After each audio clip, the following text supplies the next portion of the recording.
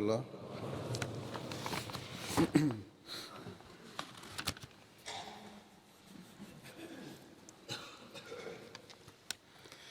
أشهد أن لا إله إلا الله وحده لا شريك له وأشهد أن محمدًا عبده ورسوله أما بعد فأعوذ بالله من الشيطان الرجيم بسم الله الرحمن الرحيم الحمد لله رب العالمين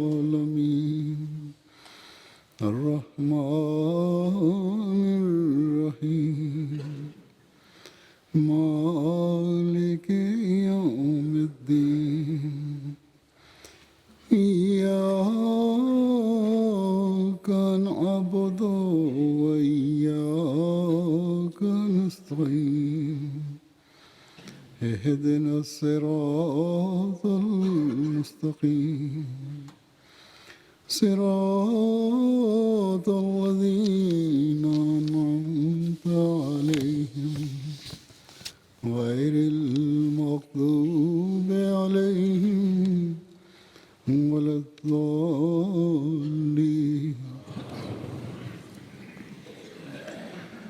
قالوا ربنا غلبت علينا شقوتنا وكنا قوما ضالين ربنا أخرجنا منها فإن عدنا فإنا ظالمون قال اخسئوا فيها ولا تكلمون إنه كان فريق من عبادي يقولون ربنا آمنا فاغفر لنا وارحمنا وأنت خير الراحمين فاتخذتموهم سخريا حتى أنسوكم ذكري وكنتم منهم تضحكون إني جزيتهم اليوم بما صبروا أنهم هم الفائزون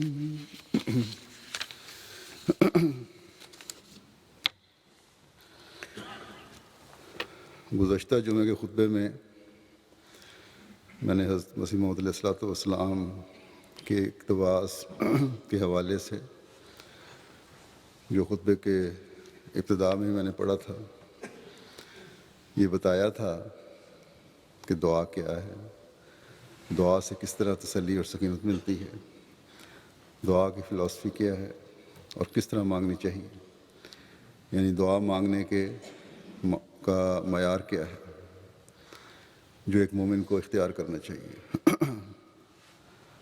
اصل میں تو دعا کی یہ روح اور فلسفی قرآن کریم کی ہی بیان فرمودہ ہے، اس میں بیان ہوئی ہے، جو حضرت مسیح موعود علیہ الصلوۃ والسلام نے خدا تعالیٰ سے علم پا کر کھول کر ہمارے سامنے بیان فرمائی۔ اس بارے میں حضرت مسیح موعود علیہ الصلوۃ والسلام کے بعض اور ارشادات بھی ہیں جو بڑے مختصر ارشادات ہیں، لیکن دعا کرنے اور دعا کی حقیقت جاننے کے ایسے طریقے اور اسلوب ہیں جن پر عمل کر کے ایک انسان خدا تعالیٰ کا قرب پانے والا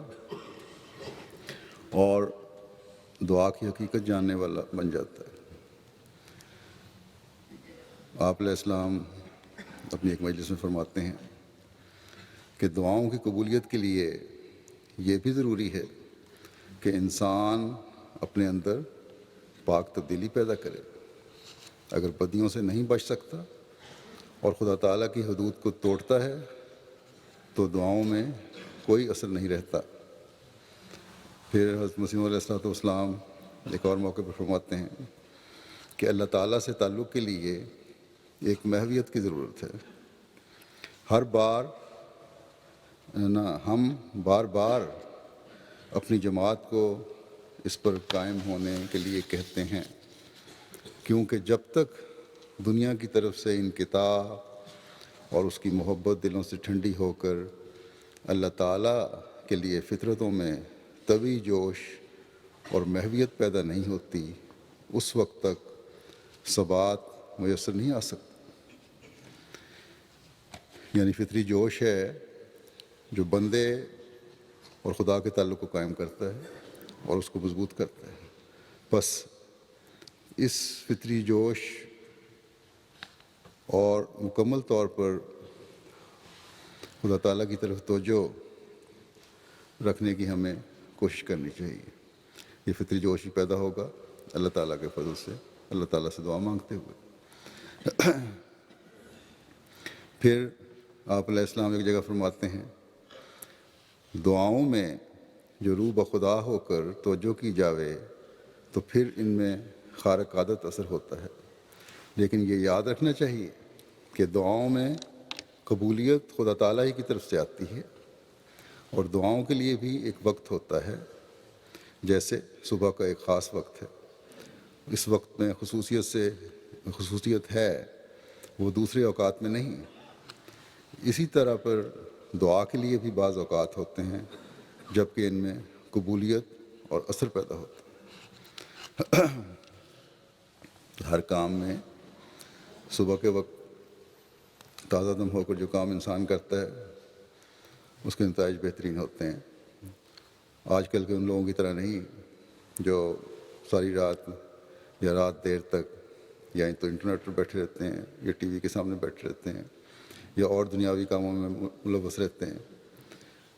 صبح نیند پوری نہیں ہو رہی ہوتی ان کی، رات کو نیند پوری نہیں ہوتی، صبح اٹھتے ہیں تو اتپجدی نیند کے ساتھ. تو اس میں نماز کیا ادا ہوگی اور دوسرے کاموں میں کیا برکت پڑے گی ان کی. ہر شخص چاہے دنیا دار بھی ہو اپنے بہترین کام کے لیے تازہ دم ہو کر کام کرنے کی کوشش کرتا ہے تاکہ پوری توجہ سے کام ہو، اس کام کے بہترین نتائج ظاہر ہوں. بس فرمایا آپ نے کہ اس طرف تمہیں یہ بھی تلاش کرنا چاہیے کہ تمہارے بہترین دعاؤں کے وقت کیا ہیں، اوقات کیا ہیں، وہ کیفیت کب پیدا ہوتی ہے جو دعا قبول ہوتی ہے.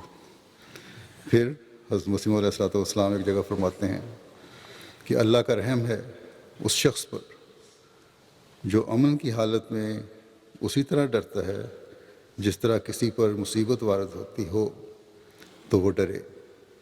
جو امن کے وقت خدا کو نہیں بھلاتا، خدا اسے مصیبت کے وقت میں نہیں بھلاتا. اور جو امن کے زمانے کو عیش میں سب بسر کرتا ہے اور مصیبت کے وقت دعائیں کرنے لگتا ہے تو اس کی دعائیں بھی قبول نہیں ہوتی. جب عذاب الہی کا نزول ہوتا ہے تو توبہ کا دروازہ بند ہو جاتا ہے. بس کیا ہی سعید وہ ہے جو عذاب الہی کے نزول سے پیشتر دعاؤں میں مصروف رہتا ہے، صدقات دیتا ہے اور امر الہی کی تعظیم یعنی جو حکم خدا تعالیٰ نے دیے ہیں انہیں بجا لانے کی کوشش کرتا ہے پورے عزت و احترام کے ساتھ، اور خلق اللہ پر شفقت کرتا ہے، اپنے اعمال کو سنوار کر بجا لاتا ہے. یہی ہیں جو سعادت کے نشان ہیں. درخت اپنے پھلوں سے پہچانا جاتا ہے. اسی طرح سعید اور شقی کی شناخت بھی آسان ہوتی ہے. یعنی سعید فطرت کے نیک عمل اس پھل کی طرح ہیں جو میٹھا ہے اور پرلذت ہے. جس کو دیکھ کر سب کہیں، جس کو چکھ کر سب کہیں کہ یہ میٹھا پھلدار پھل دینے والا درخت ہے، جس کے پھل کو دیکھ کے۔ شقی وہ بدبخت انسان ہے جس کے عمل نہ اللہ تعالیٰ کا حق ادا کرنے والے ہیں اور نہ ہی اس کے بندوں کا حق ادا کرنے والے ہیں۔ گویا کڑوا اور بدبودار پھل دینے والا درخت ہے۔ بس یہ چند اقتباسات میں نے پیش کیے اس لیے کہ ہمیں خدا تعالیٰ سے تعلق کا مزید ادراک پیدا ہو، اس لیے کہ ہمیں دعا کرنے کے اسلوب اور طریقوں کا پتہ چلے، اس لیے کہ ہمیں اپنی اصلاح کی طرف توجہ پیدا ہو، اچھے اور برے کے فرق کو دیکھ کر ہم اعمال صالحہ کی طرف توجہ دینے والے ہوں، ہمیں دعاؤں کے صحیح طریق کو اپناتے ہوئے دعاؤں کی طرف توجہ پیدا ہو، تاکہ ہم ان لوگوں میں شامل ہوں جو دنیا کی حسنات سے بھی حصہ لینے والے ہیں اور آخرت کی حسنات سے بھی حصہ لینے والے ہیں، تاکہ ہم ذاتی اور جماعتی مقاصد کے حصول میں اللہ تعالیٰ کے فضلوں کے وارث بننے والے ہیں۔ بس یہ وہ اہم مضمون ہے جسے ایک مسلمان کو، اس مسلمان کو جس نے حضرت صلی اللہ علیہ وسلم کے عاشق صادق کو مانا ہے، جس نے زمانے کے امام اور مسیح و مہدی و موعود کی بیعت میں آنے کی سعادت پائی ہے، اس کو ان باتوں کو سمجھنے اور عمل کرنے کی کوشش کرنی چاہیے، تاکہ حقیقی مومن اور ایمان کا دعویٰ کرنے والے شخص میں صرف جو ایمان کا دعویٰ کرنے والا ہے اس میں فرق پیدا ہو جائے، واضح ہو جائے کہ حقیقی مومن کون ہے اور وہ کون ہے جو صرف مومن ہونے کا دعویٰ کرتا ہے۔ قرآن کریم نے متعدد جگہ جو دعا کے مضمون پر کھل کر روشنی ڈالی ہے، اس کو ہمیں سمجھنے کی کوشش کرنی چاہیے، اور اسی کے لیے جیسا کہ میں نے کہا ہمیں حضرت مسیح موعود علیہ السلام کی نظر سے دیکھنے کی ضرورت ہے، تاکہ ہم دعا کی حکمت اور فلسفی اور دعا کرنے کے طریق کو سمجھ کر دعا کی طرف توجہ دینے والے ہوں، اور نہ صرف دعا کی طرف توجہ کرنے والے ہوں بلکہ نتیجہ خیز دعاؤں کے حصول کی کوشش کرنے والے ہوں، ایسی دعائیں کرنے والے ہوں جن کا نتیجہ نکلتا ہو، کیونکہ اس کے بغیر زندگی بے مقصد ہے۔ نتیجہ خیز دعاؤں کی انسانوں کو اپنی زندگیاں سنوارنے کے لیے ضرورت ہے۔ خدا تعالیٰ کو اس بات کی ضرورت نہیں کہ ہم اس کی عبادت کرتے ہیں یا نہیں، اس سے کچھ مانگتے ہیں یا نہیں۔ دعاؤں اور اللہ تعالیٰ کے حکم کے مطابق دعاؤں اور پھل لانے والے دعاؤں کی ہمیں ضرورت ہے، نہ کہ خدا تعالیٰ کو۔ وہ تو بے نیاز ہے، اسی لیے خدا تعالیٰ فرماتا ہے، حضرت صلی اللہ علیہ وسلم سے یہ اعلان کرواتا ہے کہ یہ اعلان کر دو کہ کل ما یابو بکم ربی لولا دعاؤکم، یعنی کہہ دے کہ میرا رب تمہاری پرواہ ہی کیا کرتا ہے اگر تمہاری طرف سے دعا ہی نہ ہو۔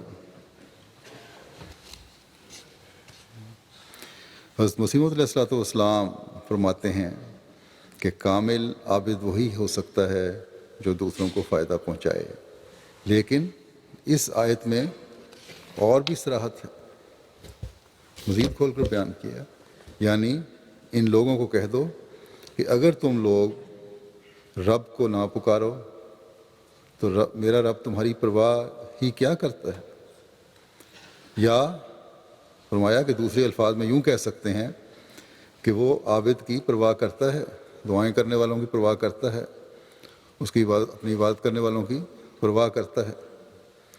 بس اللہ تعالیٰ سے اگر تعلق جوڑنا ہے، اپنی نیک خواہشات کی تکمیل کروانی ہے، دشمن کی ناکامی کے نظارے دیکھنے ہیں، تو ہمیں عابد بننے کی طرف توجہ دینی ہوگی، حقیقی عابد بننے کی طرف توجہ کرنے کی کوشش کرنی ہوگی۔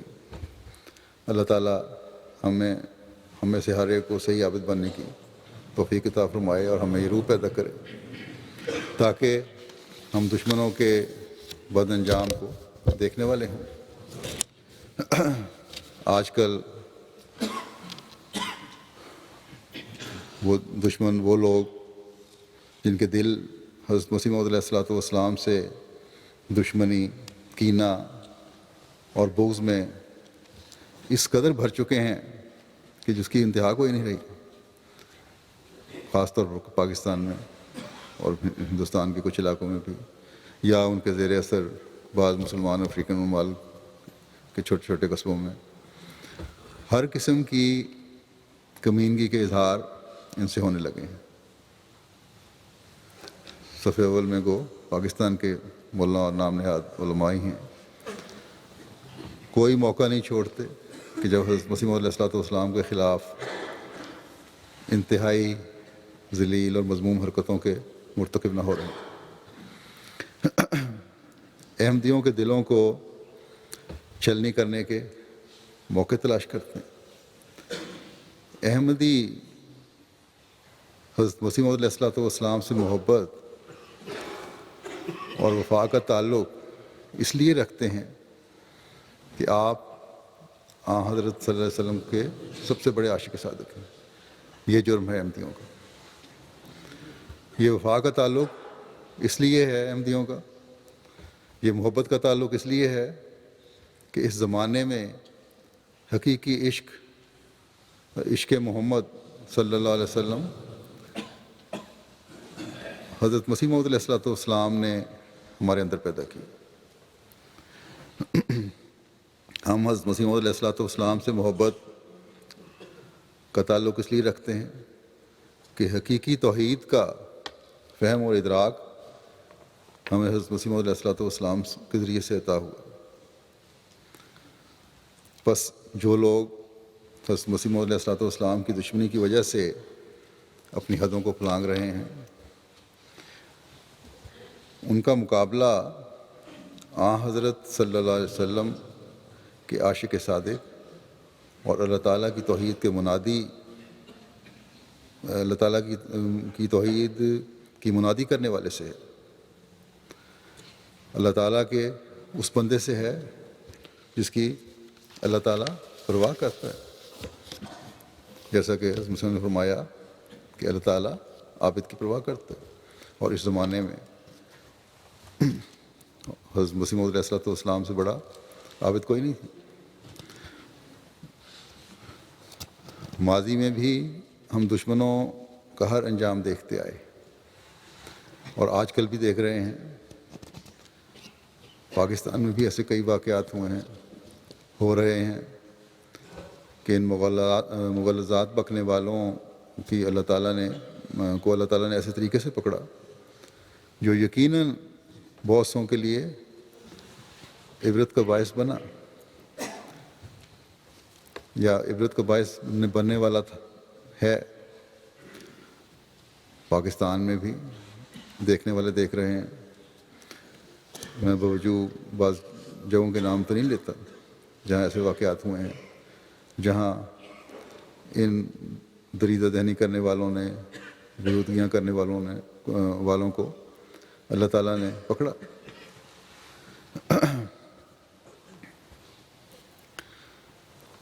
کئی قسم کے یہ دریدہ دہنی کرنے والے ہیں جو بڑے نیک پارسات ہیں، جن کو کسی نہ کسی گھنونے الزام میں، نہ صرف الزام میں بلکہ جرم میں، ان کے اپنے لوگوں نے جو انہیں بہت بڑا بزرگ سمجھتے تھے، ذلیل کر کے اپنے علاقے سے نکلوایا یا نکال دیا، یا پھر یہ بھی ہوا ایسے لوگوں کے ساتھ کہ اللہ تعالیٰ نے کسی اور رنگ میں ان کی ذلت کے نظارے دکھا کر جہاں ان کے حامیوں کو شرمندہ کیا، وہاں احمدیوں کے ایمان کو بھی مضبوط کیا۔ ایسی ایسی ذلیل حرکات بعض یہ الزام تراشیاں حضرت مسیح علیہ السلام پہ کرنے والوں نے کی ہیں کہ جب واقعات بعض لوگ مجھے لکھتے ہیں، بعض دفعہ اخباروں میں بھی آ جاتی ہیں کہ ان کا یہاں تو میں بیان بھی نہیں کر سکتا کس قسم کی گھٹیا سوچیں ہیں، کس قسم کے گھٹیا عمل ہیں ان کے، اور دشمنی ہے زمانے کے امام کے ساتھ۔ عوام کی اکثریت یا تو بے حس ہے، پاکستان کی بات کر رہا ہوں، یا خوف زدہ ہے، اسی طرح ہندوستان کے بھی بعض علاقوں میں۔ یہ سب کچھ دیکھ کر پھر بھی یہ لوگ سبق حاصل نہیں کرتے کہ ان نام نہاد اسلام کا درد رکھنے والوں کی ذلت جو ہو رہی ہے یا ہوتی ہے، یہ اللہ تعالیٰ کے فرستادے کی دشمنی کی وجہ سے ہے۔ اگر غور کریں تو یہی چیزیں ان کے لیے عبرت کا نشان بن جاتی ہیں۔ لیکن دنیا کے دوسرے ممالک میں، جیسا کہ میں نے کہا افریقہ میں بھی بعض دفعہ دشمنیاں ہیں، مسلمان اپنے علماء کی جب یہ گھٹیا حالت دیکھتے ہیں تو پھر یہ احمدیت کی طرف رجوع کرتے ہیں۔ بہت سے علاقوں میں، افریقہ میں تو احمدیت پھیلی ہوئی اس وجہ سے اپنے علماء کی حالت دیکھ کر انہوں نے صحیح دین کو پہچانا ہے۔ ان میں یہ جرأت ہے کہ اپنے ان نام نہاد علماء کی حرکتوں سے سبق حاصل کریں اور حق کی تلاش کریں۔ بہرحال میں احمدیوں سے یہ کہنا چاہتا ہوں کہ مخالفین احمدیت کی حرکتوں اور کمینگیوں سے پریشان نہ ہوں۔ گزشتہ دنوں مجھے کسی احمدی نے لکھا پاکستان سے کہ ہمارے علاقے میں حضرت مسیح موعود علیہ الصلوۃ والسلام کی مخالفت کا زور اس قدر ہے اور اس حد تک بڑھ گیا ہے کہ دشمن ہر اوچھی حرکت کرنے پر تلا بیٹھا ہے۔ حضرت مسیح موعود علیہ الصلوۃ والسلام کی تصویر بگاڑ کر یا تصویر کے ساتھ بڑا توہین آمیز سلوک کر کے ہمارے دلوں کو چھلنی کر رہے ہیں یہ لوگ۔ اب برداشت نہیں ہوتا کہ یہ جو حالت دیکھتے ہیں، جب ہم لگتا ہے کہ دل پھٹ جائے گا۔ اتنے غلیظ پوسٹر دیواروں پر لگا رہے ہیں، اب بعض غیر جماعت شرفاء جو ہیں ان کی دیواروں پر بھی لگے ہوئے جو پوسٹر تھے انہوں نے بھی اتار دیے کہ اب یہ انتہا ہو رہی ہے۔ تو یہ لکھتے ہیں کہ یہ دیکھ کر بے ساختہ روتے ہوئے چیخیں نکل جاتی ہیں۔ میں نے ان کو بھی لکھا ہے کہ صبر اور دعا سے کام لیں۔ ہمیں دشمن کے شور و فغاں میں بڑھنے، بےہودگیوں میں بڑھنے کے بعد یار نہا میں نہا ہونے کا سبق ملا ہے۔ بس اس سبق کو ہمیشہ اپنے سامنے رکھنا چاہیے ہمیں، اور دعاؤں میں پہلے سے بڑھ کر کوشش کرنی چاہیے۔ خدا تعالیٰ سے تعلق بڑھا کر اس میں فنا ہونے کا سبق ہے۔ ایسے لوگ اپنی موت کو خود دعوت دینے والے ہیں۔ اللہ تعالیٰ کے فرستادوں کی اہانت کرنے والے ہمیشہ ہی تباہ و برباد ہوئے۔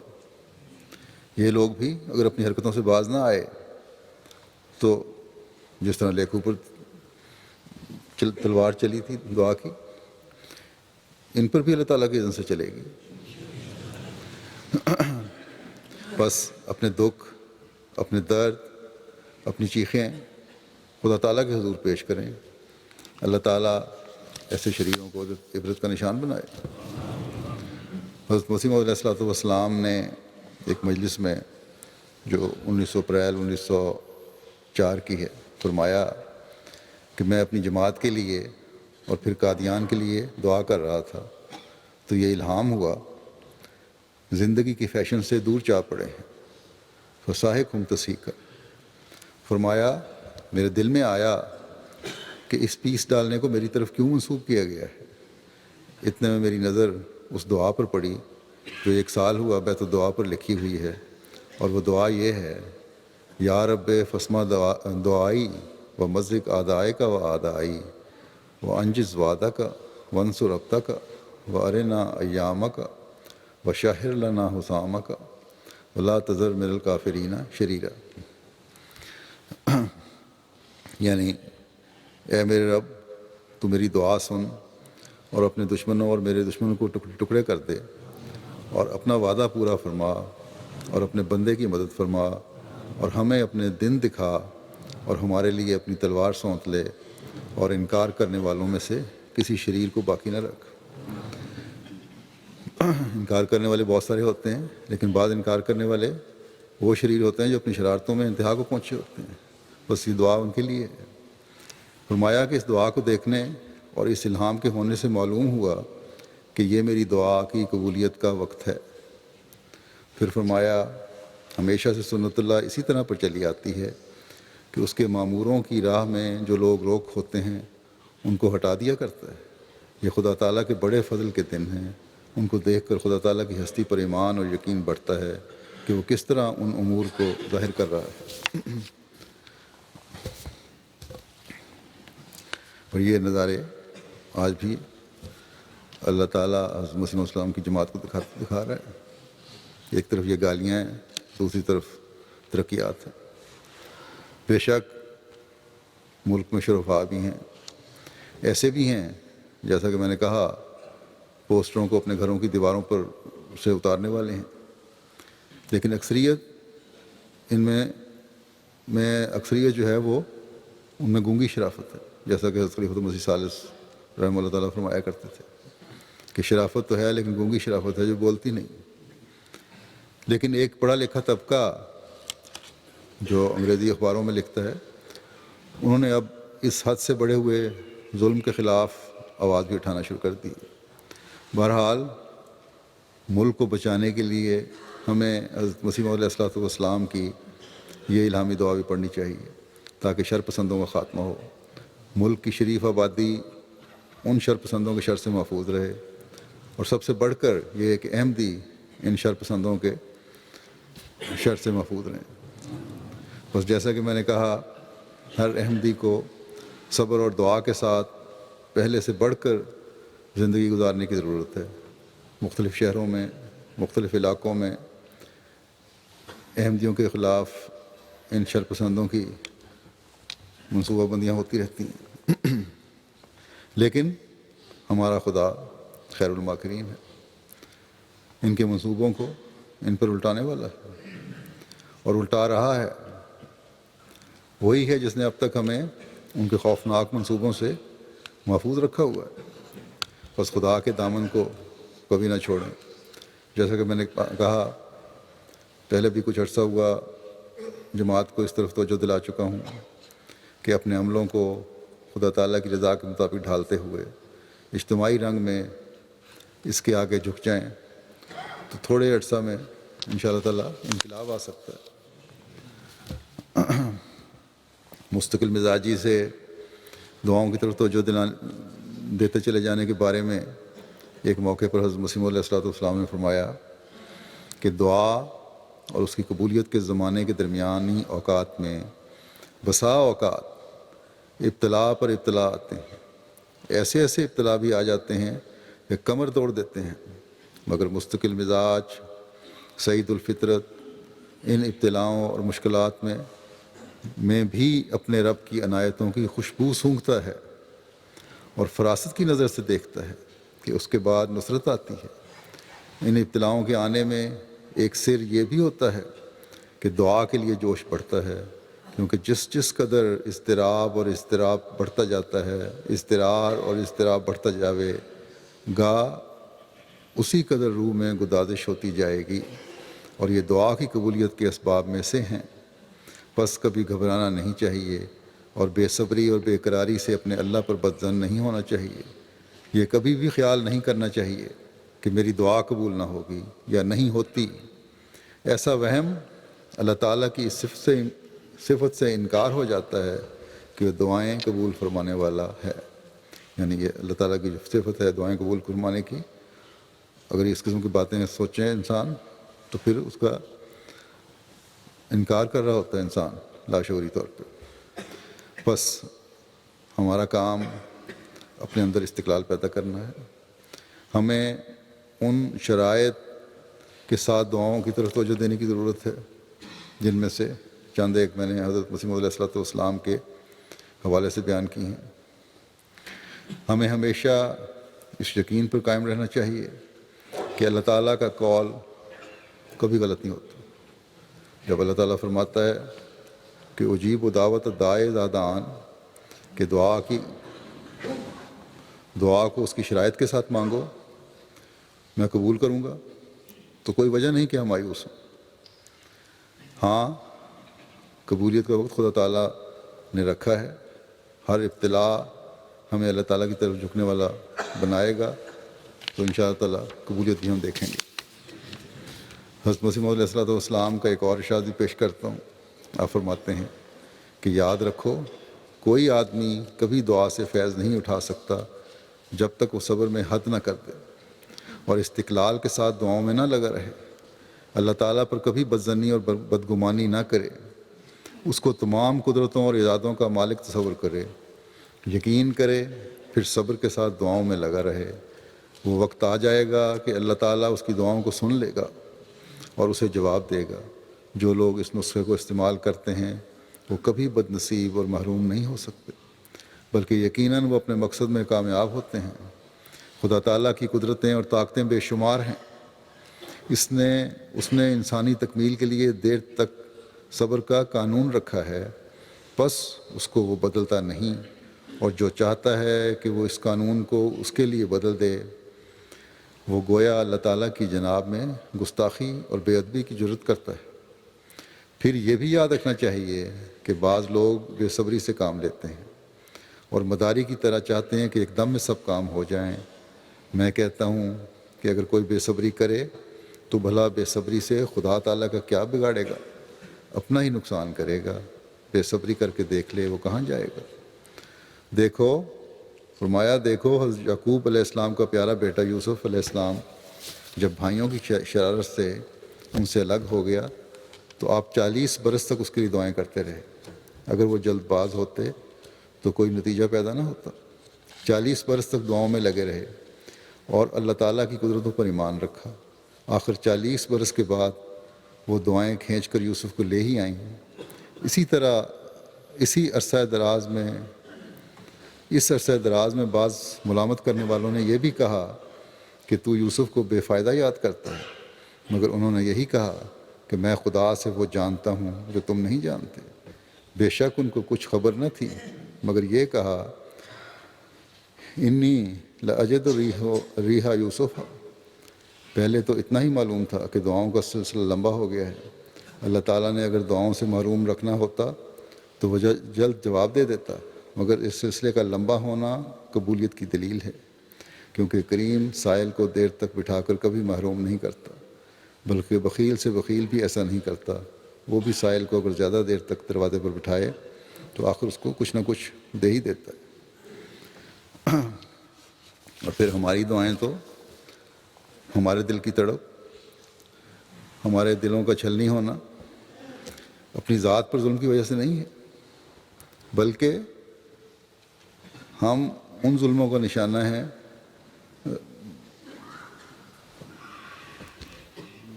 جو یا نشانہ بن رہے ہیں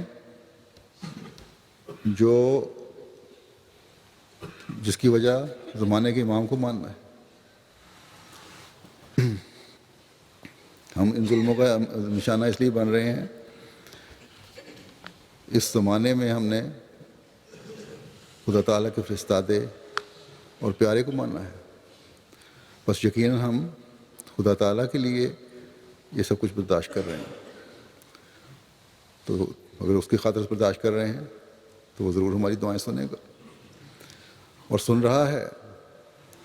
جماعت احمدیہ کی ترقی اس بات کا منہ بولتا ثبوت ہے کہ خدا تعالیٰ ہمارے ساتھ ہے.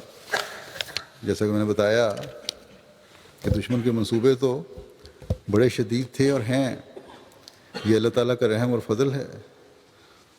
حضرت مسیح علیہ السلام سے کیے گئے وعدے ہیں، اور ہمارے ایمانوں میں مضبوطی پیدا کرنے کے لیے خدا تعالیٰ یہ نظارے دکھا رہا ہے کہ دشمن کے منصوبوں کے کئی جگہ توڑ کر رہا ہے.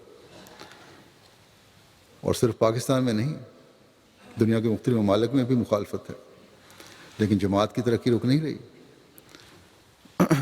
یورپین پارلیمنٹ میں جب میں گیا تو ایک اخباری نمائندے سے نے کہا کہ تمہاری دوسرے مسلمانوں کے مقابلے میں کیا حیثیت ہے، تعداد کتنی ہے، کہاں اپنے کو رکھتے ہو تم لوگ.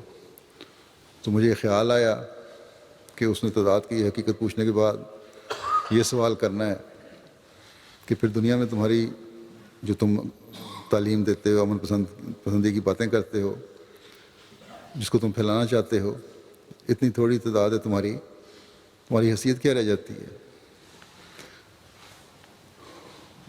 تو مجھے حضرت خلیفۃ مسیح ثالث رحمہ اللہ تعالیٰ کا جواب فوراً ذہن میں آیا، جو انہوں نے یہاں یورپ کے ایک پریس نمائندے کو دیا تھا اس کے سوال پر کہ کتنی تعداد ہے آپ کی. تو انہوں نے فرمایا تھا کہ آج 93 سال پہلے جو ایک تھا وہ 1 کروڑ کے قریب ہے. تو حساب کر لو کہ آئندہ اتنے عرصے میں ہم کتنے ہوں گے. تو میں نے بھی اسے کہا کہ 123 سال اب تو چکے ہیں جماعت احمدیہ کو، اور اللہ تعالیٰ کے فضل سے ہم کروڑوں میں ہیں، اور وہ وقت بھی انشاءاللہ تعالیٰ قریب ہے جب ہم ایک اثر رکھنے والی جماعت کے طور پر دنیا کو نظر آئیں گے.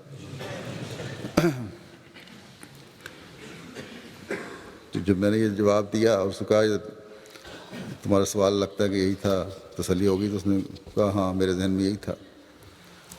لیکن ہمیں یہ یاد رکھنا چاہیے کہ ہمارا اثر دنیا کے مقاصد کے حصول کے لیے نہیں ہوگا، بلکہ خدا تعالیٰ کی حکومت کو دنیا میں قائم کرنے کے لیے، محبت اور پیار کو دنیا میں پھیلانے کے لیے ہوگا. بس ہمیں کسی طرح بھی پریشان ہونے کی ضرورت نہیں کہ مخالفین کے ظلم ہمیں اپنے کام سے ہٹا سکتے ہیں یا ترقی میں روک بن سکتے ہیں.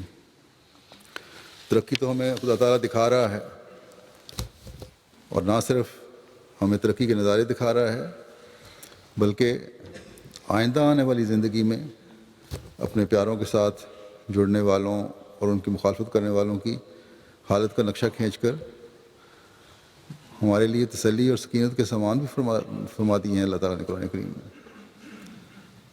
جو آیات میں نے شروع میں تلاوت کی ہیں وہ اس حالت کا نقشہ کھینچتی ہیں. فرمایا قالوا ربنا غلبت علینا شقوتنا وکننا قوما ضالین. وہ یعنی مخالفین یہ کہیں گے کہ اے ہمارے رب، ہم پر ہماری بدنصیبی غالب آ گئی اور ہم ایک گمراہ قوم تھے. ربنا اخرجنا منہا فإن عدنا فإنا ظالمون. اے ہمارے رب، ہمیں اس سے نکال لے، یعنی اس دوزخ سے، جہنم سے ہمیں نکال دے، پس اگر ہم پھر ایسا کریں تو یقیناً ہم ظلم کرنے والے ہوں گے. قال اخسؤوا فیہا ولا تکلمون. وہ کہے گا اسی میں تم واپس لوٹ جاؤ، وہیں رہو اور مجھ سے کلام نہ کرو. انہ کان فریق من عبادی یقولون ربنا آمنا فاغفر لنا وارحمنا وانت خیر الراحمین. یقیناً میرے بندوں میں سے ایک ایسا فریق بھی تھا جو کہا کرتا تھا اے ہمارے رب، ہم ایمان لے آئے، پس ہمیں بخش دے اور ہم پر رحم کر، اور تو رحم کرنے والوں میں سب سے بہتر ہے. فاتخذتموہم سخریا حتی انسوکم ذکری وکنتم منہم تضحکون. بس تم نے انہیں تمسخر کا نشانہ بنا لیا یہاں تک کہ انہوں نے تمہیں میری یاد سے غافل کر دیا اور تم ان سے ٹھٹھا کرتے رہے. انی جزیتہم الیوم بما صبروا انہم هم الفائزون. یقیناً آج میں نے ان کو اس کی جو وہ صبر کیا کرتے تھے یہ جزا دی ہے کہ یقیناً وہی ہیں جو کامیاب ہونے والے ہیں اور فائز. بس یہ ہے انجام دشمنی کرنے والوں کا، زندگی کے فیشن سے دور چا پڑنے والوں کا، کہ جب اگلے جہان میں جا کر ان پر حقیقت واضح ہوگی تو پھر کہیں گے کہ ہماری بدبختی ہمیں گھیر کر یہاں تک لے آئی ہے، بس اے اللہ ہمیں ایک دفعہ لوٹا دے، ہم کبھی نافرمانی نہیں کریں گے۔ اگر ہم ایسا کریں تو ظلم کرنے والے ہوں گے، لیکن خدا تعالیٰ فرمائے گا کہ یہ میرا قانون نہیں۔ اب اپنے کیے کی سزا بھگتو، میرے سامنے سے دور ہو جاؤ، اب تمہارا ٹھکانہ دوزخ ہی ہے، اسی میں داخل ہو جاؤ۔ اب میں تمہاری کوئی بات، کوئی چیخو پکار نہیں سنوں گا۔ بس جو چیخو پکار یہ باتیں سننی تھیں اللہ تعالیٰ نے، وہ اس دنیا کے میں جو نیکوں کا عمل ہے ان کی سنتا ہے، نہ کہ ان لوگوں کا جو یہاں ظلم کرنے کے بعد اگلے جہان میں جا کے کریں۔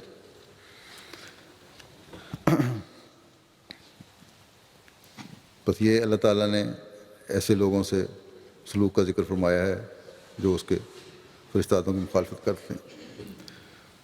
وہ خدا جو ہر وقت اپنے بندے کی معافی مانگنے کے انتظار میں ہے، وہ اب انکار کر دے گا کہ اب وقت گزر گیا۔ یہاں تو اعمال کی جزا ملنی ہے جب تم یہاں آ گئے۔ جو اعمال تم اس دنیا میں کر رہے ہو، جو حرکتیں اس دنیا میں میرے بندوں کے دل چھلنی کر کے کر آئے ہو، میرے آگے جھکنے والے اور میرے دین کی عظمت قائم کرنے کی کوشش کرنے والوں سے جو سلوک تم نے روا رکھا، جس کام کو جس طرح وہ میرے کام کو آگے بڑھانا چاہتے تھے، تم نے ان کے کام میں روڑے اٹکانے کی کوشش کی، نہ صرف دوسروں کو ان کی باتیں سننے سے روکا بلکہ ان پر ظلم کی بھی انتہا کی۔ میرے نام کا کلمہ پڑھنے والوں کو تم نے ہنسی اور تمسخر کا نشانہ بنایا، بلکہ ان کے خون سے بھی کھیلتے رہے۔ بس اب معافی کس چیز کی؟ آج تمہاری کوئی بات نہیں سنی جائے گی، جاؤ اور اپنے ٹھکانے جہنم میں جا کر رہو۔ اللہ تعالیٰ فرمائے گا آج یقیناً میرے وہ بندے جو میرے حکم کے مطابق، میرے وعدے کے مطابق آنے والے فرشتادے پر ایمان لائے، وہی اس قابل ہیں کہ ان پر میں رحم کروں، ان کی باتیں سنوں، ان کو اپنی رضا کی جنتوں میں جگہ دوں، دنیا میں ان پر کیے گئے ظلموں کی جزا پیار کی نظر ان پر ڈال کر دوں، اس دنیا میں ان کی جزا اب اگلے جہان میں کئی گنا بڑھا کر دوں۔ اللہ تعالیٰ فرمائے گا کہ اے وہ لوگو جو میرے بندوں پر ظلم کرتے رہے، ان پر ظلموں اور ان پر تمسخر نے تمہیں اس حد تک اندھا کر دیا کہ تم میری یاد سے بھی غافل ہو گئے، میرے اس حکم کو بھول گئے کہ عمداً مومنوں کی دل آزاری کرنا اور ان کا قتل کرنا تمہیں جہنم کی آگ میں لے جائے گا۔ تو اپنے اس عہد کو بھول گئے کہ تم اللہ تعالیٰ اور اس کے بندوں کے حقوق ادا کرو گے، یہ تم نے عہد کیا، لیکن تم بھول گئے۔ بس جب تم خدا تعالیٰ کے احکامات کو بلا بیٹھے ہو، اس کی یاد سے غافل ہو گئے ہو، اللہ تعالیٰ کے حکم کو اپنی مرضی کے مطابق توڑنے مروڑنے لگ گئے ہو، تو میرا اب تمہارے سے کوئی تعلق نہیں رہا۔ تم نے مظلوموں کی جائیدادوں کو لوٹا، انہیں آگیں لگائیں، ان جائیدادوں پر قبضے کیے، ان کے کاروباروں کو نقصان پہنچانے کی کوشش کی، اگر مشترکہ کاروبار تھے تو ان کے پیسے کھا گئے۔ غرض جرموں کی ایک لمبی فہرست ہے جو تم کرتے رہے۔ بس اب یہ جہنم کی سزا ہی تمہارا مقدر ہے، یہ قرآن کریم کہہ رہا ہے۔ کسی قسم کی نرمی اور معافی کے بارے میں مجھ سے بات نہ کرو، اور پھر ایمان لانے والوں اور رحم اور بخشش مانگنے والوں کے بارے میں اللہ تعالیٰ فرمائے گا کہ یقیناً آج تمہارے صبر اور استقلال اور ایمان میں مضبوطی اور میرے سے تعلق کی وجہ سے، میرے آگے جھکنے کی وجہ سے، میرا اب بننے کی وجہ سے تم ان لوگوں میں شمار کیے جاتے ہو جو کامیاب لوگ ہیں اور اللہ تعالیٰ کے پیار کے مورد بننے والے۔ اللہ تعالیٰ کا رحم और बख्शिश हासिल करने वाले हैं। बस ये है इन आयात की रूह से मोमिन और गैर मोमिन का फ़र्क। अल्लाह ताला हमें उन लोगों में शामिल फरमाए जो उसका रहम और बख्शिश हासिल करने वाले हैं। हमारी हर किस्म की कोताहियों और कमियों की पर्दापोशी फरमाए और इस्तिक़लाल के साथ दुआओं की तरफ हमारी तवज्जो रहे और फ़ायदों में हमारा शुमार हो।